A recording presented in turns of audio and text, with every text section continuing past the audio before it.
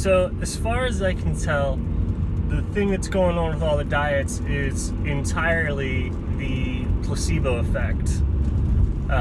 If people are eating food that is in accordance with their beliefs, their health improves, and if they're eating food that is not in accordance with their beliefs, their health diminishes.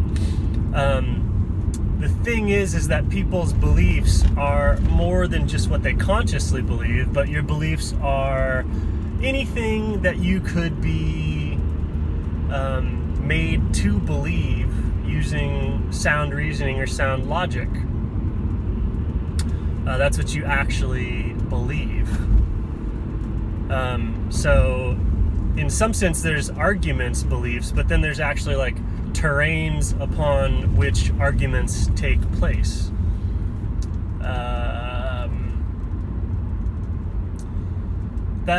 That's kind of like a paradigm, like when two people are seeing the world like totally different. Sometimes the terrain upon which they would engage in discussion does not exist. Maybe a more graspable example of this would be if somebody realizes the structural nature of thought, or can start to observe thoughts rather than believe thoughts. Thoughts no longer are facts, but they're like activities that the body is doing for a reason, rather than like information that's out there. So thinking becomes more of a behavioral activity than a logical activity.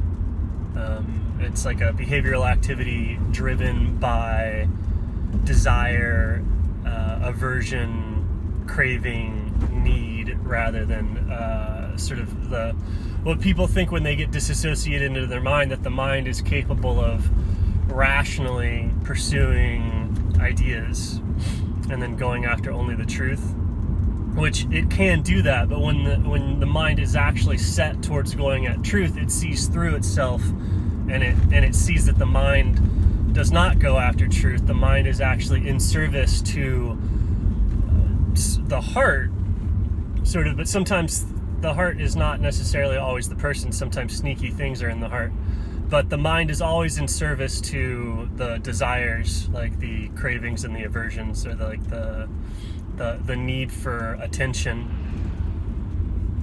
And then the mind will go after social belief systems, like it will identify with social belief systems that give it the most attention. From the culture or the microculture, even like if their microculture was just one or two people. And then that's why the attention-seeking person, the person that needs the attention or the emotional energy, that's why they have the beliefs and the interests that they do when the mind is functioning in that way that it thinks it sees like a rational truth, like it has an agenda. Like right now, I'm not saying the truth so much as I am deconstructing and attacking a particular use of the mind in a lot of people. So it's almost like I'm kind of like trying to throw out a poison to a particular type of behavior or a discouragement.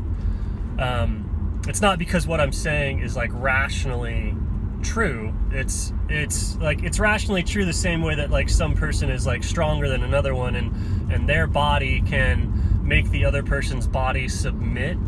Like some thoughts are true in the same way that violence is true. So the rationality and the intellect is true, but it's only true the same way that violence is true. And it can win because people have beliefs that they can't let go of. And so when you can put those beliefs into conflict using other beliefs or other perceptions or whatever, you can make the person like kneel and bow and sort of accept an idea or stuff like that. And there's aggressive confrontation. There's like debate, which is like open conflict. There's sneaky warfare. Just look at all the ways that people wage physical warfare, like man-on-man combat, like giant legions of peer pressure, like assailing each other, sneaky psyops and stuff like that. People manipulate each other intellectually to the same way. So when you see through the violence of the rational mind, and you see that the rational mind is not in service to truth, but is in service to the emotional needs and fears of the individual, and that's what's crafted their entire sort of argument or belief system, then you don't believe in things the same way. Like, you don't believe in true or false things anymore, because it would be like, I don't believe in violence either. And that's why comedy is so powerful, because it's like it's got all the violence of violence, but it's like with Nerf. It's with a good heart. True comedy is with a good heart, doing all the violence of the intellect. But with diet, you're eating. If you eat something that's in conflict with yourself, then you get unhealthy.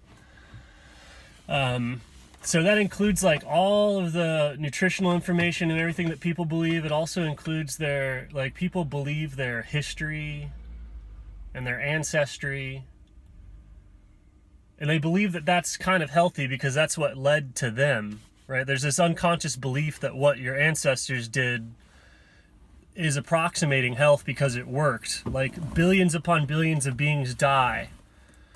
So you look at the tunnel that you came out of, the choices that made you, going back through history, and it's like, that's why people really believe in the traditional diets, and they really believe in kind of the traditional religions and stuff like that, because that's the tunnel that got them through chaos to this moment. And so that's like a house, a structural house of belief that you could go outside of and you might live, but you might not, because it's like most animals that venture outside their house die. Or in the case of eating modern processed GMO food, that's like really far outside the house, so it causes most people to get inflamed and die as if they are in some sort of fiery hell. So, and then also people's like surface level beliefs like change. So if you have a diet that you consciously think is better, you're going to get better for a while. But if that diet conflicts with your deeper, we'll call them unexamined or unconscious beliefs, like your relationship with history, your relationship with like human history, biological history. If the diet's in conflict with that, then that initial placebo effect of it being in accordance with, like, say, your superficial ethical morality, like with veganism, of like, oh, I'm sparing animals, and that causes that pink cloud phase of like, oh, I'm doing the right thing, and you actually get better. And you're cutting out some toxins from like maybe the previous diet and eating healthier, and you get better. But then like the diet is in conflict with most of natural reality outside of the artificial, like, engineered human civilization. Like, before all of this crazy stuff, humans ate mostly meat, except in the tropics. We ate mostly natural foods, so that's the tunnel. So anytime people are going outside the tunnel, they tend to get ravaged by nature because their will and their consciousness is not strong enough to hold off the wilderness of the bizarre foods. So all the new foods, like the GMO foods, even crops, like new crops, like all the stuff that we grow in gardens and everything, that's new. That's within like 100 years. So that's kind of outside of the human civilization, because it's so new. Like, new things are outside. So when people go out there and their will's not strong enough, their placebo effect isn't strong enough, their will isn't strong enough, like the same way that you have like intellectual debates to believe things or whatever, like you have to have the will to believe that what you're doing is good for you.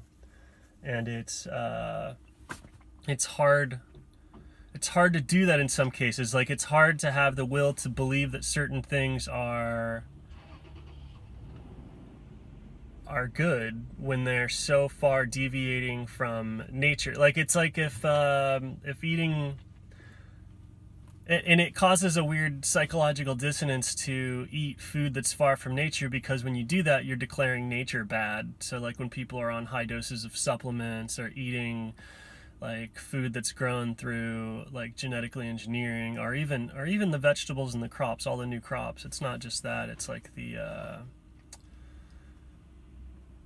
stuff that nature didn't make. And there's a symbiosis between nature and humans. Like we're always adapting nature to our needs, but sometimes we go away from nature, and every time we go away from nature, it accompanies the belief that this place is bad as it is. Like anything that's away from nature or away from natural comes with the judgment that nature is bad. So when people try and conquer death, when they try and conquer diseases, when they try and conquer natural things, it introduces the placebo effect that like nature, that reality, the core of their existence and being, the moment, is bad. And so this causes kind of a weird workaround placebo effect that eventually like just totally collapses their entire world. And so that's the original story of like Adam and Eve and good and evil and all that, was like you start disassociating and getting above into the intellectual mind, believing that the intellectual mind is serving truth in its judgments of good or bad, and not just like serving individual preference or desire. And then when we believe the intellectual mind, we judge something like death or disease or starvation or the way that our body is or something is bad. But then that introduces an even deeper belief that nature is bad.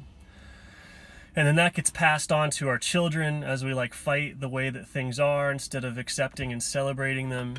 Even the bad stuff, like being grateful. And then over time that causes chronic disease, like at the deeper organ level, at the deeper bone level, at the deeper like society level, as people are moved more and more away from nature. So it's just the diet thing is kind of individualistic, because all you have to do is eat in accordance with your beliefs. But like the function of your beliefs is based on your training, your will, like your will to power, your will to reason, your will to placebo, your will to believe that what you're doing is right.